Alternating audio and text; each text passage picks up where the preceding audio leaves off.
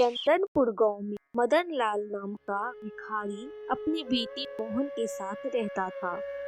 मोहन की मां का देहांत हो गया था महामारी के कारण। अब वह दोनों अकेले ही रहता था। मदन लाल को कुछ दिखाई नहीं देता था, जिसकी वजह से वह हमेशा परेशान रहता था। अंधेपन की वजह से उसे कोई काम नहीं मिलता था। काम ना मिलने के कारण वो मजबूरी में भीख मांगता था, तब जाके उसका पेट भरता था। मोहन भी अपने पिता के साथ भीख मांगता था। मोहन को भीख मांगना बिल्कुल भी पसंद नहीं था।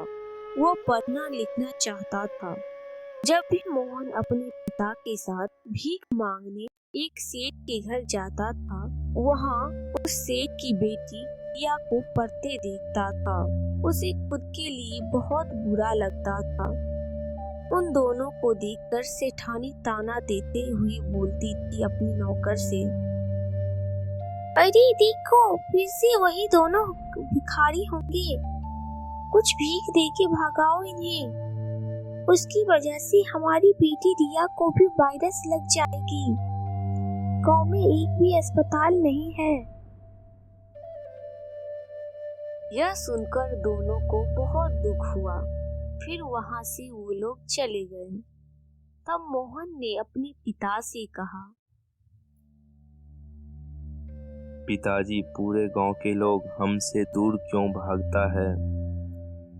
क्या हम बुरे लोग हैं? यह सुनकर मदन लाल ने कहा, अरे नहीं नहीं बेटा, बुराई हम में नहीं, बुराई तो हमारी गरीबी और उनकी सोच में है। मोहन ये सुनकर बोला, पिताजी, अब ना मैं भी पढ़ूंगा और डॉक्टर बनूंगा, फिर आपके आंखों का इलाज करूंगा। मोहन की ये बातें सुनकर मदन लाल ने कहा, अरे बेटा, हमारे पास उतना पैसा कहाँ है जो मैं तुम्हें पढ़ाऊं। यह पढ़ाई लिखाई तो बड़े लोगों का काम है।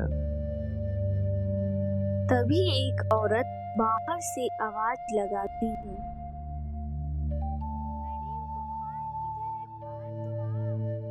आता हूँ। अगर तुम मेरे बाथरूम साफ कर दोगे तो मैं तुझे कुछ पैसे दूंगी। साफ करोगे ना? जी ठीक है, कर दूंगा। मोहन बात मान जाता है और उसका बाथरूम साफ कर देता है। उसे इस बात का बहुत बुरा लगा। वो मन ही मन सोचने लगा कि वो अब डॉक्टर ही बनकर रहेगा। मोहन ने अपने पिता को मंदिर के बाहर रमन चाचा के पास बिठा दिया और वो खुद गाँव जाकर खिलौने बेचने लगा और पैसा कमाने लगा। और एक दिन सरकारी स्कूल में जाकर अपना दाखिला करवा लिया। अब रोज मोहन स्कूल जाता और स्कूल से आने के बाद खिलौने बेचने जाता था और अपने पिता का भी देखभाल करता था। मोहन रात रात भर जाकर पढ़ाई करता था और वो हमेशा ही अच्छे अंकों से पास भी हो जाता था। पढ़ाई बहुत मन से करता था। मोहन की पढ़ाई और मेहनत देखकर सेठानी और गांव के लोग बहुत हैरान हो रहे थे। कैसे मोहन खिलौने बेच के बाद पढ़ाई भी करता है। गांव के लोग अब मोहन और मदन लाल से जलने लगे थे। तभी सेठानी बोलती है, पता नहीं ये मोहन पढ़ लिख कर डॉक्टर या कलेक्टर बन जाएगा। इतना आसान नहीं होता है डॉक्टर या कलेक्टर बनना। मैं भी तो देखूं कैसे बनता है। मोहन हर साल अच्छे नंबरों से पास होता था और अध्यापक कुणाल सर भी उसका बहुत साथ देते थे। धीरे धीरे समय गुजरता गया और मोहन बड़ा होता गया। उसने अपनी मेहनत और लगन से विद्यालय की पढ़ाई पूरी कर लिया, वह भी अच्छे नंबरों से, और डॉक्टर की पढ़ाई के लिए एक अच्छे कॉलेज में अप्लाई कर दिया। इस बार भी मोहन ने पहले की तरह उस कॉलेज में टॉप किया। यह बात सुनकर मदन लाल और कुणाल सर बहुत खुश हुए। पिताजी, ओ पिताजी, मैंने कॉलेज में टॉप किया है और डॉक्टर की पढ़ाई के लिए मुझे स्कॉलरशिप भी मिली है। अब मोहन को अपने पिता को छोड़कर शहर में जाना था डॉक्टरी की पढ़ाई करने के लिए। वो बहुत उदास हो गया। तब कुणाल सर ने कहा, अरे मोहन, तुम ज्यादा फिक्र मत करो, यहाँ मैं सब कुछ संभाल लूंगा। तुम वहाँ शहर जाओ और वहाँ पर मन लगाकर पढ़ाई करना, और हाँ, डॉक्टर बनकर ही लौटना तुम। मोहन पढ़ाई करने के लिए शहर चला जाता है और शहर में पूरी मेहनत के साथ पढ़ाई शुरू कर देता है और जल्दी से अपने सपने की ओर बढ़ने लगता है। कई दिनों तक उसकी कोई खबर नहीं आई। कुछ साल बाद गांव में दोबारा वही महामारी शुरू हो गई और यह बीमारी तेजी से गांव में बढ़ने लगी।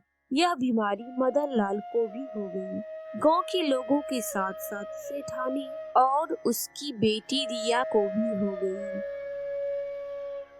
गांव के सभी लोग गांव के एक छोटे से अस्पताल में पड़े रहे, लेकिन एक भी डॉक्टर उन लोगों का इलाज करने के लिए नहीं आया। सब बीमारी से उदास और दुखी रहने लगा। वो लोग जिंदगी और मौत के बीच भगवान से दुआ मांगने लगे कि भगवान हमारे लिए किसी फरिश्ता को भेज दो। तभी एक नर्स आई और उन लोगों को खुशखबरी देते हुए कहती है, अरे अब आप लोगों को चिंता करने की कोई जरूरत नहीं है। आप लोगों का इलाज के लिए सरकार ने शहर के सबसे बड़ा डॉक्टर को कहा है।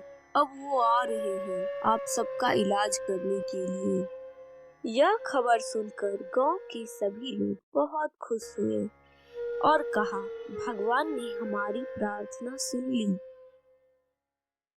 तभी अस्पताल के सामने एक बड़ी सी कार आकर रुकी और उस कार में से एक डॉक्टर उतरा। गांव के मुखिया ने डॉक्टर को माला पहनाकर उसका स्वागत किया। अब वो डॉक्टर अस्पताल के अंदर गया।